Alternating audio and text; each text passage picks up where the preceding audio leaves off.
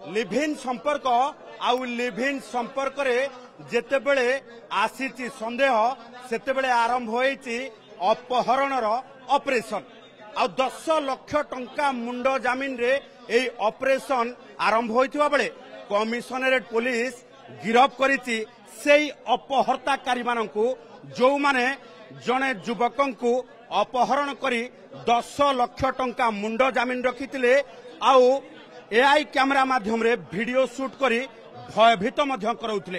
तेबे एभली क्षेत्र रे राजधानी रे गोटिए रोचक ये पर्दाफाश कमिशनरेट पुलिस रो जट खारबेलनगर थाना एवं स्पेशल स्क्वाड मिलित भावे ऑपरेशन करिबा परे एई अभियुक्त मानकु गिरफ करिछि।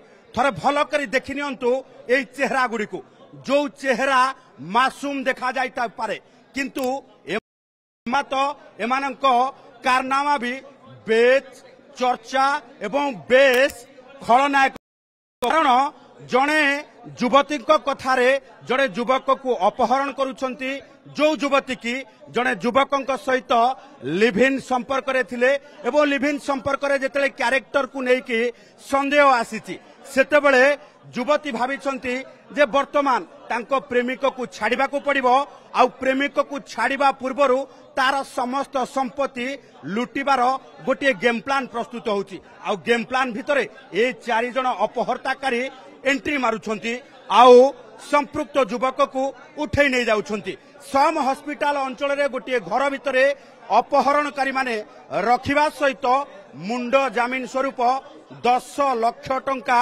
मागुछंती।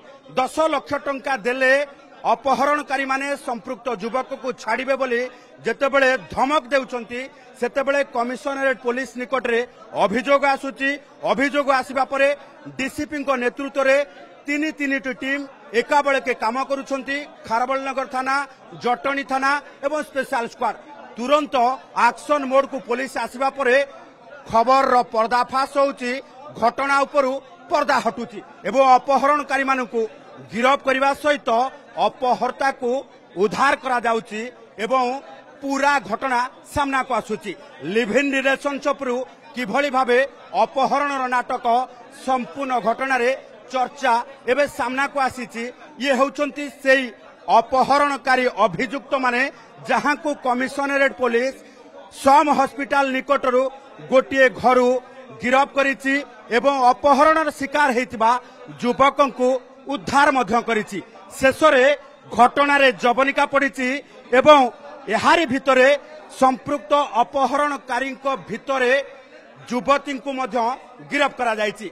भुवनेश्वर कैमरा पर्सन संतोष तराई सह चंदन पाइकराय ओटीवी।